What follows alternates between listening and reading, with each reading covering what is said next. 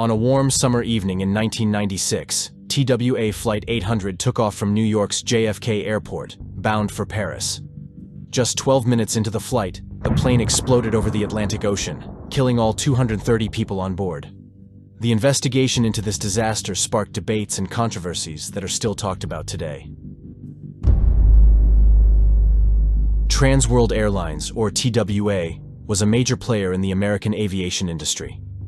Founded in 1930, it was one of the big four airlines in the U.S., alongside American Airlines, United Airlines, and Eastern Airlines. Under the ownership of the legendary businessman Howard Hughes, TWA expanded its routes across Europe, the Middle East, and Asia. By the early 1970s, TWA's fleet included the iconic Boeing 747s.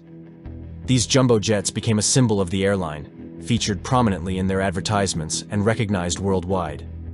However, by the mid-1990s, TWA was phasing out its older 747s in favor of newer models like the Boeing 767. Flight 800 was operated by one of these aging 747s, which had been scheduled for retirement. On July 17, 1996, the 747 was called into service to replace a 767 that experienced mechanical issues. In the cockpit were Captain Ralph Kevorkian and co-pilot Steven Snyder, both with over 30 years of flying experience. They were joined by flight engineer trainee Oliver Crick and flight engineer Richard Campbell.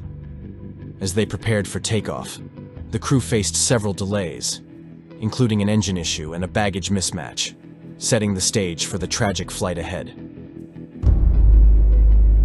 At 8:19 p.m., TWA Flight 800 finally took off from JFK Airport.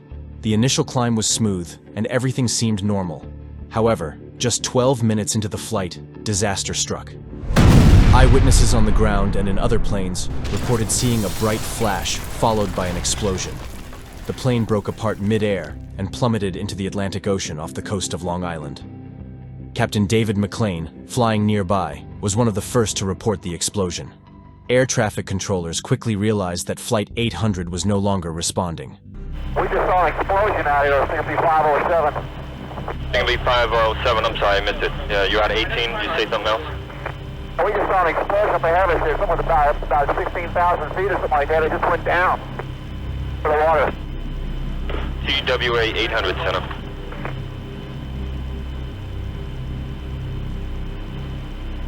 I think that was him. I think so. God bless him. Rescue operations were launched immediately, with both civilian and military vessels rushing to the scene. Despite their efforts, there were no survivors. All 230 people on board, including the flight crew, 20 off-duty employees, and 16 students with their 5 chaperones from Montoursville Area High School, perished in the crash.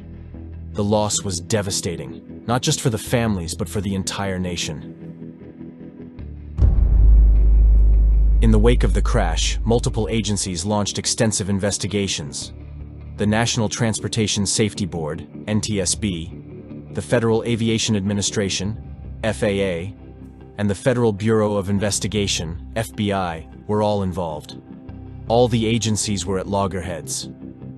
One of the earliest theories suggested that terrorism might be to blame, and President Clinton jumped at naming Gaddafi and Saddam Hussein as suspects. The FBI found traces of explosives on the wreckage and announced this in a press conference, leading many to believe a bomb had caused the explosion. Meanwhile, the NTSB rebutted this announcement and did not find conclusive evidence of a bomb. Another theory that gained traction was that TWA Flight 800 had been accidentally shot down by a missile from a nearby U.S. Navy vessel. This theory generated widespread media coverage and public debate. Investigators faced numerous challenges. The wreckage had to be painstakingly recovered from the ocean floor and reassembled. Conflicting information and the complexity of piecing together the events leading to the crash made progress slow.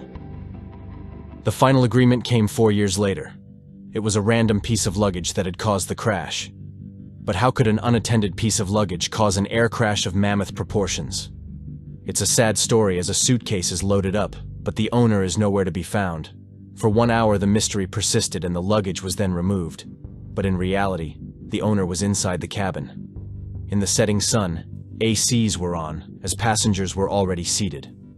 The AC unit was under the fuel tank, and hot vapors gathered in a tank that was half empty. Investigators were also horrified to learn that the wiring passed through the fuel tank. The wreckage later showed that some wires were aged and even exposed. NTSB later held trials on 747 in similar situations and found that the temperatures in the fuel tank surpassed 52 degrees Celsius. This was essentially bomb waiting to explode. This leads to the inescapable conclusion that the cause of the in-flight breakup of TWA Flight 800 was a fuel-air explosion in the center wing tank. The memorial at Smith Point County Park stands as a poignant tribute to the 230 victims of TWA Flight 800, ensuring their memory lives on. As we reflect on this tragic event, it's essential to acknowledge the advancements in aviation safety that have stemmed from this investigation. We encourage you to learn more about aviation safety and remember the lives lost in this disaster. With that said, thanks for watching. Don't forget to like and subscribe for more content like this. See you later.